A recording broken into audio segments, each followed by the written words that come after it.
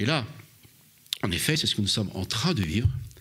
Et si vous avez écouté un petit peu les enquêtes sociologiques sur le mouvement des Gilets jaunes, ce n'est pas les chômeurs, ce n'est pas les plus pauvres.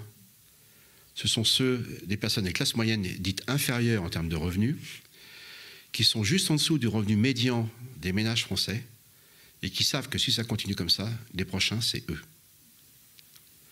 Ça, c'est une exigence des peuples, quand même. Je ne fais pas du pro-politique pour les Gilets jaunes ou pas, c'est pas ça. Je fais simplement une analyse de ce qui est en train de se passer.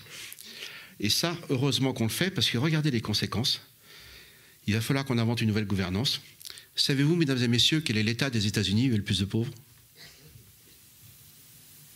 Allez, la Californie. C'est là qu'il y a le plus de millionnaires, de milliardaires, Hollywood et les géants du numérique. Et à côté, vous avez des gens qui ont plusieurs jobs. L'expression, si vous ne la connaissez pas, s'appelle la gig economy. La gig, donc la danse du Moyen-Âge. C'est-à-dire les gens qui font plein de petits boulots mal payés avec des horaires indécents et qui n'arrivent pas à joindre les deux bouts. Or, je vous rappelle que la Californie, c'est l'État le plus riche d'Amérique du Nord et peut-être quasiment aussi riche que la France. Que la Californie, c'est le pays qui a adopté, avant les autres États, un salaire minimum. Et c'est l'État qui a les pires problèmes écologiques. Donc ce que vit la Californie aujourd'hui, c'est ce que nous allons vivre. Donc je ne suis pas en train de parler d'un État qui n'a pas de politique sociale. C'est là qu'il y a le salaire minimum le plus élevé aux États-Unis. Et malgré tout, nous avons ces problèmes.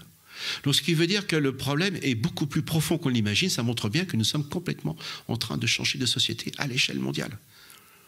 Avec tous les problèmes, justement, d'une partie de la population qui décroche et qui pourtant travaille. Et difficilement. Alors, pardon, les conséquences sont très claires. Vous avez ici un prix Nobel d'économie qui s'appelle M. Angus Deaton. Vous avez entendu parler de M. Angus Deaton? Eh bien, il a eu un prix Nobel. Et vous savez quoi? Les inégalités, ça coûte extrêmement cher. En termes de santé, les personnes qui sont à gauche ont 3 fois plus de chances d'avoir des maladies que les personnes qui sont à droite. Et d'ailleurs en France, c'est Solidarité nationale chômage, c'était publié il y a 3 mois. Les personnes qui sont au chômage ou qui sont désocialisées ou qui n'ont pas de niveau de vie décent ont 3 fois plus de chances d'avoir de maladies de toutes sortes que les personnes qui sont dans une meilleure situation. C'est-à-dire la plupart d'entre nous dans cette salle, certainement, je l'espère. Mais il y a mieux. The Inner Level, c'est pas publié en français. Les psychologues américains, alors les psychologues américains, c'est pas les psychologues français. C'est pas Freud et l'âme qui vient de Dieu. C'est des psychologistes, c'est-à-dire des neuroscientifiques aussi. Ils ont des vraies méthodes scientifiques. Et là, ils ont regardé quels étaient les travers psychologiques. Alors tout, hein. Complexe d'infériorité, frustration, supériorité, arrogance, enfin, là, il y a un paquet, parce qu'on est tous des travers, là, on ne manque pas de data, là, enfin de critères. Donc, ils ont fait une analyse dans différents pays, ils ont regardé à quoi étaient corrélés, donc, ces désordres ou ces états moyens, donc, psychopathologiques et psychosomatiques. Vous savez quoi? C'est corrélé pour les pays. La première corrélation qui sort, c'est les inégalités.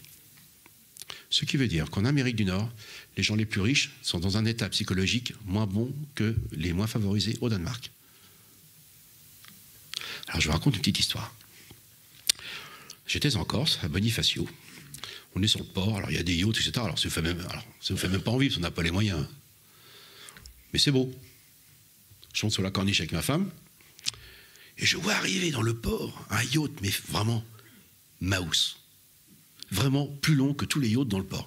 Je dis à ma femme, on descend, on va se marrer, ça va être de la primatologie de base. Et là, on se met près du yacht le plus grand jusqu'à présent dans le port, et on attend les réactions. Et l'autre rentre, le yacht rentre. Et alors là, plus il rentrait, plus les autres déprimaient. Et plus ils faisaient la gueule.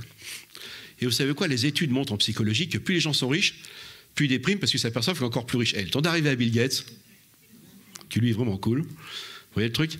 Donc, on marche sur la tête. On ne peut plus continuer comme ça.